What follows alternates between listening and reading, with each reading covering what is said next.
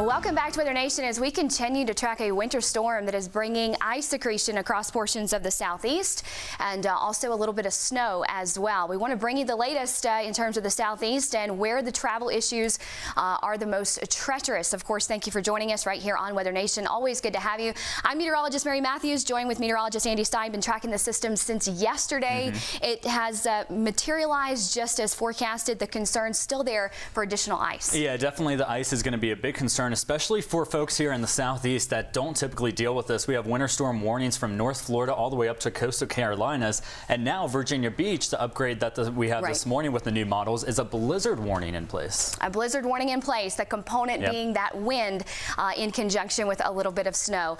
Let's take you out to Virginia Beach, Virginia. You can see the conditions looking calm right now, but it's safe to say this is the calm before the storm. It definitely is the calm before the storm. And you know what? Virginia Beach, in an area of eastern North Carolina, surrounded by the National Weather Service in Morehead City. With that being said, we want to talk to one of the meteorologists there. The actual warning coordination meteorologist is Eric. Thank you so much for joining us this morning, Eric. It's been a busy overnight for us, I know. Has anything else materialized this morning that you feel like you need to get out?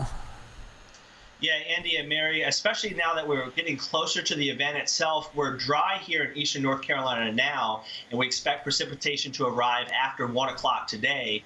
Now that our confidence has increased, we've raised snowfall amounts 2 to 8 inches across eastern North Carolina. Some isolated totals will probably end up being higher than 8 inches, and we're starting to stress the snow amounts in terms of hourly rates. We anticipate they will exceed 1 inch per hour later this evening. So again, our confidence continues to increase now that we're getting closer to the arrival of the storm. And with that snow definitely coming down more than a half a foot in eastern North Carolina, this is going to be a pretty significant event. Is there anything that you can compare this to in the past that people may remember within at least recent history? Yeah, we usually get at least some snow in eastern North Carolina, but it's been at least a few years. You have to go back to 2015 to where we had a couple of storms with a few inches of snow. But this is going to be one of the bigger events that we've had. In 2014, we had 4 to 10 inches of snow in January across eastern North Carolina. So we do see snow. It's usually not a lot, and it's been quite some time since we've seen a significant storm.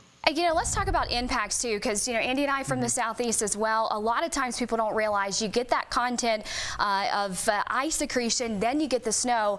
People think, well, I can have a little traction on snow. That's not so bad. Not realizing that there is that ice beneath that layer, and we certainly are going to expect that glaze. That's going to be the danger here. Tell us a little bit about the day following, what people can expect and how to kind of take precautions. Mary, it's an excellent point. We're anticipating freezing rain this afternoon. We're 35 right now, but the ground is very cold, below freezing because it's been cold recently.